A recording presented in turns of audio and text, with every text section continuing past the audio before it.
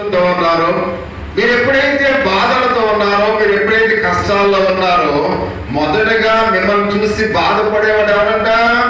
యేసయ్య. ప్రియమైన వారు, అంటే మీ చింత యావత్తు కూడా నా మీద వేయనండి. ఎందుకంటే మన కష్టాలు, మన ఇబ్బందులు, మన సమస్యలు, ఆ అన్నిటి విషయాలు ఆయన ముందుగానే బాధపడుతున్నాడు కనుక మీ బాధ నా మీద వేయండి, నేను భరిస్తున్నాను. అంటే మన కష్టాన్ని, మన బాధను, మన ఇరుకును, మన వ్యాధిని, మన సమస్యలను అన్ని కూడా ఆయన భరించి మనకు స్వస్థతనివ్వడానికి, మనల్ని భద్రపరచడానికి, మనల్ని కాపాడడానికి ఆయన మనకు ప్రభు అనేట్లుగా మనం గమనించవలసిన వారిగా మనం చూస్తూ ఉన్నాం. 2వ పేతురు 4వ అధ్యాయం 18వ వచనంలో కూడా ఒక మాట సెలవిస్తున్నట్లుగా మనం చూస్తూ ఉన్నాం. మన ప్రభువును రక్షకుడైన యేసుక్రీస్తు అనుగ్రహించు కృపయందును అభివృద్ధి పొందుడి, ఆయనగాము ఇప్పుడును ఇకాంత దినం వరకు మహిమ కలుగును గాక. ఆమె అంటే ఆయన ఎప్పుడు కూడా ఆయన నిన్ను, నన్ను, మనలను కాపాడేవాడుగా ఉన్నాడు అనే విషయాన్ని మనం గమనించవలసిన వారుగా ఉన్నాం. అంటే ఆయన ఆది అంతము లేనివాడే ఉన్నాడు, అల్ఫా ఒమేగాని మనం చూస్తూ ఉన్నాం. ఆయన నిత్యము కూడా ఉండేవాడు కనుక, నిత్యము మన బాధను అర్థం చేసుకునేవాడు మన ప్రభు కనుక, మన ప్రతి విషయంలో కూడా మనం ఎలా ఉండాలి? ధైర్యముగా ఉండవలసిన వారు మనం చూస్తూ ఉన్నాం.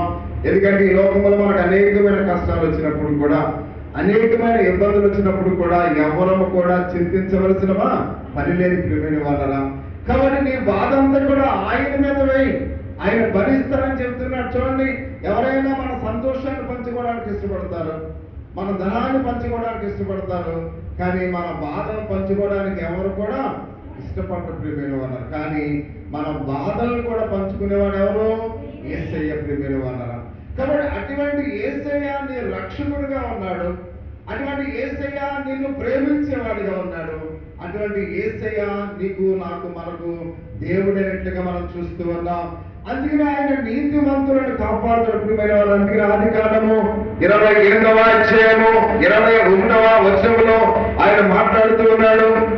ఆదికాండము క్షేమముగా వచ్చినట్లు దేవుడు నాకు తోడైంది, నేను వెళ్ళుచున్నా, నీ మార్గములో నన్ను కాపాడి ఆహారమును ధరించుకోవడానికి వస్త్రములను నాకు దయచేసిన యెడల యెహోవా నాకు దేవుడై ఉండెను, మరియు స్తంభముగా నిలిపిన ఈ రాయి దేవుని మందిరమగును. ప్రియ సహోదరి సోదరులారా, ఈ మాట ఎవరు చెప్తున్నారు? యాకోబు గారు చెప్తున్నాడు. కాబట్టి ఆయన తన యొక్క సహోదరైన యాషమును చూసి భయపడి